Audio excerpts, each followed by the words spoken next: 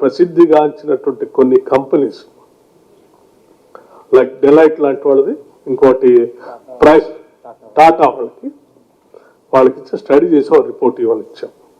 మొత్తం వాళ్ళు 10 నుంచి 12 సైట్లు most eligible for pump storage లాంటి వాటికి మంచి చేసుకోవడానికి తెలంగాణ అవసరం ఉందని చెప్పి స్టడీ చేసి వాళ్ళు రిపోర్ట్ ఇచ్చారు. The are the 2 things. అప్పుడు ఎనర్జీ స్టోరేజ్ అడిషన్స్ అంటే సెంట్రల్ ఎలక్ట్రిసిటీ అథారిటీ ప్రకారం అవసరం ఉన్నది, ఎంత అవసరం ఉందనేది కూడా స్పష్టంగా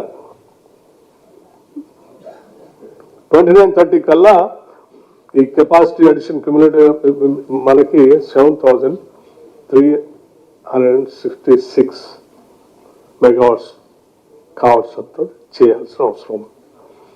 3 ట్రిలియన్ దానికోసం లెక్క వేసుకుంటే 2930 కల్లా 10,259 మెగావాట్స్ పవర్ సంబంధించినటువంటి స్టోరేజ్ ని 2930 కల్లా ప్లాన్ చేసుకోవాలి.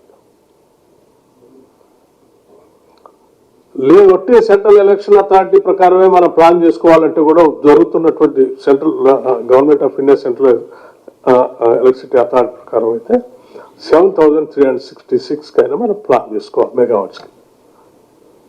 But unfortunately previous government has not plan anything. అంటే ఈసీ పంప్ స్టోరేజ్ కట్టుకొని ప్లాన్ చేసుకోవాలంటే మినిమం 6 to 7 years పడుతుంది. 6 to 7 years బ్యాక్ ప్లాన్ చేసుకుంటే తప్ప అది కంప్లీట్ కాదు. అట్లాగే 34-35 కల్లా 8,583 మెగావాట్స్ సరిపోయేంత పంప్ స్టోరేజ్ ఈ కెపాసిటీ ఎనర్జీ స్టోరేజ్ యాడ్ చేసుకోవాలి.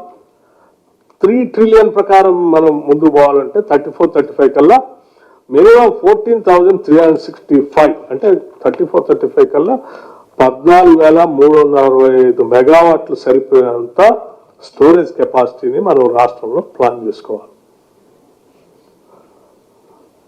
దీంట్లో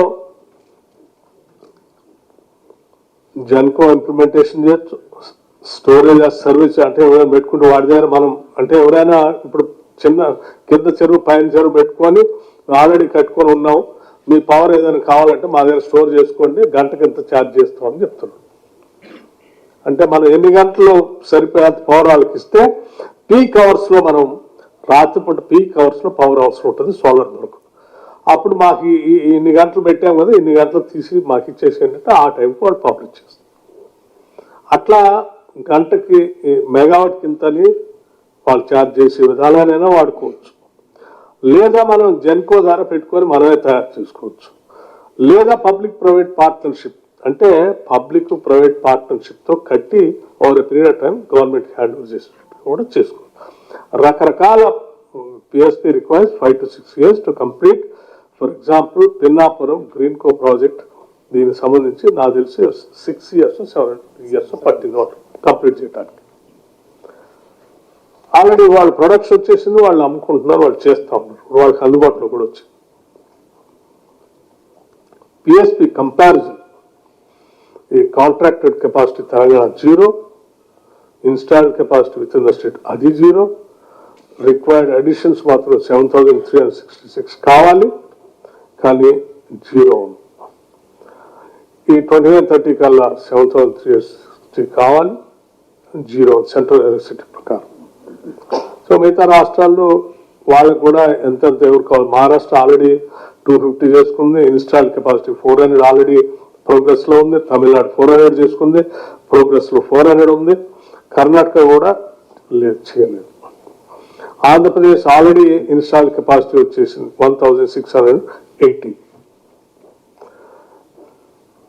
అట్లాగే గుజరాత్ కి 1,440 ఆల్రెడీ చేసేసుకున్నారు కూడా. సో ఎక్సెప్ట్ తెలంగాణ మిగతా వాళ్ళంతా ప్లాన్ చేసుకున్నారు. థర్మల్ అడిషన్, అసలు థర్మల్ ఎందుకండి, ఇవన్నీ తక్కువ ధరగా దొరుకుతా ఉన్నాయి కదా. సోలార్ వస్తూ ఉంది, బ్యాటరీ స్టోరేజ్ వస్తుంది, పంప్ స్టోరేజ్ వస్తూ ఉంది, రేపొద్దున ఆటోమిక్ ఎనర్జీ రావచ్చు, లేకపోతే హైడ్రోజన్ పవర్ రావచ్చు, ఇవన్నీ వస్తూ ఉన్నాయి కదా. అసలు ఇంకా థర్మల్ ఎందుకని కూడా చాలా మందికి చాలా ఆలోచన నాకు కూడా ఉండే ముందు. సో ఇన్ డీటెయిల్ స్టడీ చేసిన తర్వాత థర్మల్ పవర్ అనేది కూడా కంపల్సరీ కొంత బేస్ లోడ్ కోసం థర్మల్ పవర్ అవసరము.